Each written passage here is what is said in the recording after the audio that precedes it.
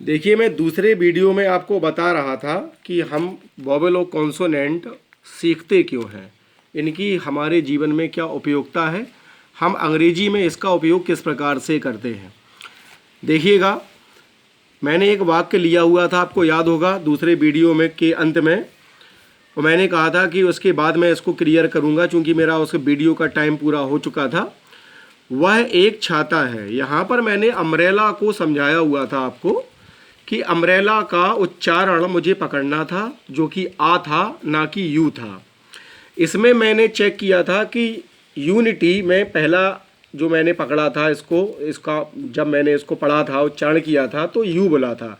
You का उच्चारण you होने पर यह कभी भी वोवेल के अंतर्गत नहीं आएगा, लेकिन यू का उच्चारण यदि वोवेल के अंतर्गत यदि आता है, मीन्स आ, ए, ई, ऊ, ऐसा अगर कुछ अगर आता है तो नेचुरली ये आपका वोवेल के अंतर्गत आ जाएगा। देखिए, मैंने एक वाक्य लिखा था, वह एक छाता है। मैं इसमें आपको मैंने बताया था इस एक शब्द की अंग्रेजी ए और एन, ये दो स्पेलिंग्स होती हैं जो एक के लिए प्रयोग की जाती हैं। अब बड़ी बात यहाँ पर आती है कि मैं एक की स्पेलिंग यहाँ पर क्या बना दूंगा।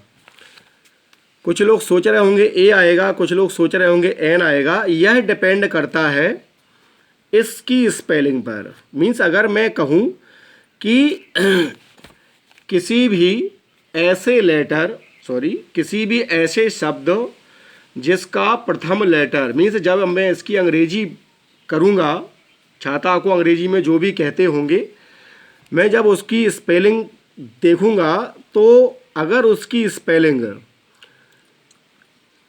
कॉन्सोनेंट से स्टार्ट हुई तो मैं लगाने वाला हूँ ए। मीन्स किसी भी ऐसे शब्द के पहले जिसका प्रथम लेटर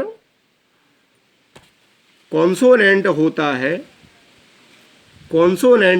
है, तब ऐसी स्थिति में यदि इस छाता की स्पेलिंग का पहला लेटर कॉन्सोनेंट अगर हुआ तो हम लगा देंगे ए, और यदि वोवेल हुआ तो लगा देंगे एन।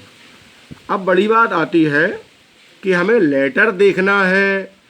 अगर लेटर देखा जाए, मैंने ऊपर समझाया हुआ था, यदि लेटर देखा जाए तो आ जाएगा एन। कैसे?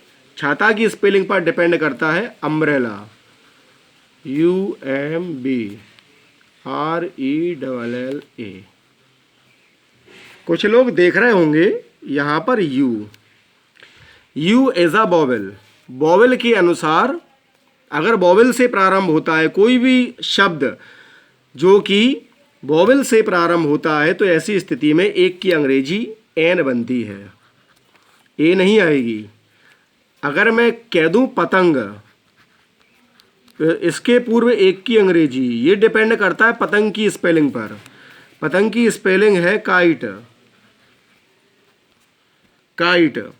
अब देखिएगा, जो ये काइट लिखा हुआ है, तो काइट का अगर आप देखेंगे के, अगर आपको लेटर देखने की आदत है, मैं उस हिसाब से समझा रहा हूँ यहाँ पर। अगर आपको लेटर देखने की आदत है, आपने देखा के मतलब का, अगर आप देखते हैं के तो AEIOU में से ये नहीं है, तो आप करने वाले हैं ए, आ काइट। आप कुछ इस प्रकार से करने वाले हैं। यहाँ पर आपने एन अम्ब्रेला किया, सही किया, लेकिन आप यहाँ पर थोड़े से चूक गए, क्योंकि अगला आपका गलती होने वाला है इस प्रकार से कि किसी भी ऐसे शब्द के पूर्व एक की स्पेलिंग एन आती है जब लिखे हुए शब्द का उच्चारण, ना कि लेटर, उच्चारण हमारा वोवेल से प्रारंभ होता है। उच्चारण। अब आप कहेंगे सर ये यू भी तो लिखा है, ये भी तो वोवेल है। अब आप इसके चक्कर में अगर पढ़ेंगे तो अगला गलत आपका ऐसे हो जाएगा। मैं आपको बताता हूँ, हालांकि ये आपका सही है कि सर यू लिखा है तो यू के हिसाब से एन आ जाएगा, बिल्कुल सही है। अगर मैं ऐसे कहूँ अम्ब्रेला तो सर आ तो सर वोवेल ही तो है, तो इसलिए तो एन ही तो आएगा, बिल्कुल सही है आपकी बात। लेकिन आप अगर यह देखते हैं ये लेटर, तो बेटा आपका गलत होने वाला है। अगला किस प्रकार से होगा गलत, मैं आपको बताऊं। जैसे अगर मैं कहूँ एक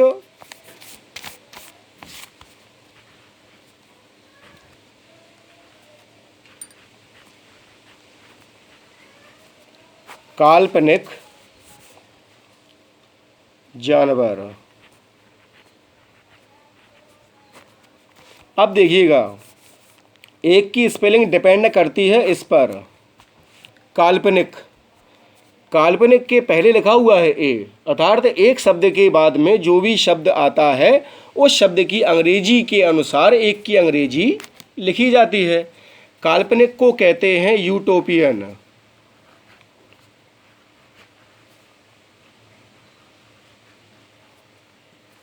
यूटोपियन। अगर आप कहते हैं सर यू आ गया, मीन्स वॉवेल आ गया, तो आप करने वाले हैं ए और एन।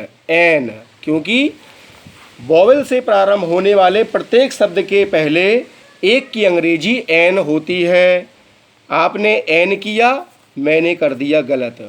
अब आप कहेंगे क्यों? मैं कहूँगा बेटा, आपको मैंने शुरू से ही समझा रहा हूँ कि आपको लेटर नहीं पकड़ना है, आपको पकड़ना क्या है? केवल और केवल उसका उच्चारण। यूटोपियन, यू या व्यंजन, मड़ाऊ की मात्रा, स्वर दोनों मिल गए यानी कि व्यंजन हो गया। एन गलत है, आ आएगा। आ यूटोपियन और जानवर यानी एनिमल। एक और उदाहरण मैं लेता हूँ, जैसे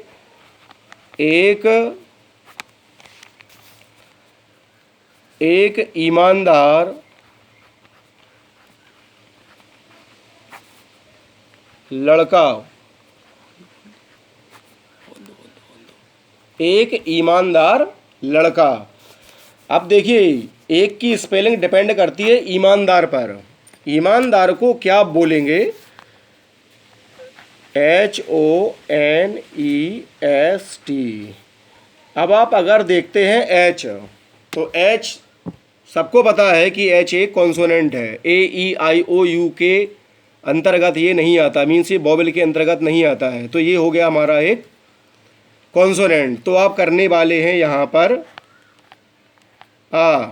ए ऑनेस्ट बॉय, जो कि हो गया बिल्कुल प्योर गलत। ये गलत इसलिए हो गया क्योंकि मैं शुरू से कह रहा हूँ सब कुछ डिपेंड करता है कि केवल हम उसका उच्चारण करें। आपने इसका उच्चारण जो किया था शायद वो गलत हो गया। आपने उच्चारण किया हॉनेस्ट, हा से, क्योंकि हा से बनता है एच। आपको उच्चारण करना था ऑनेस्ट। इसे बेटा हम हॉनेस्ट नहीं ऑनेस्ट पढ़ते हैं, ऑनेस्ट। तो नेचुरली ओ यानी कि बड़ा आ और ऊपर रेफ लगी है, यानी मैं पहुंच गया हूं अब वॉवेल के अंदर, और वॉवेल का मतलब है एन। किसी भी ऐसे शब्द के पहले जिसका उच्चारण वॉवेल से प्रारंभ हो, वॉवेल से उच्चारण प्रारंभ होना चाहिए, ना कि लेटर हो ना हो। उच्चारण यदि वॉवेल का है तो हम एन करने वाले हैं, ना कि ए। यह आपको समझ में आ रहा होगा। लेकिन यदि मान लीजिए एक आध और उदाहरण, जैसे एक विश्वविद्यालय।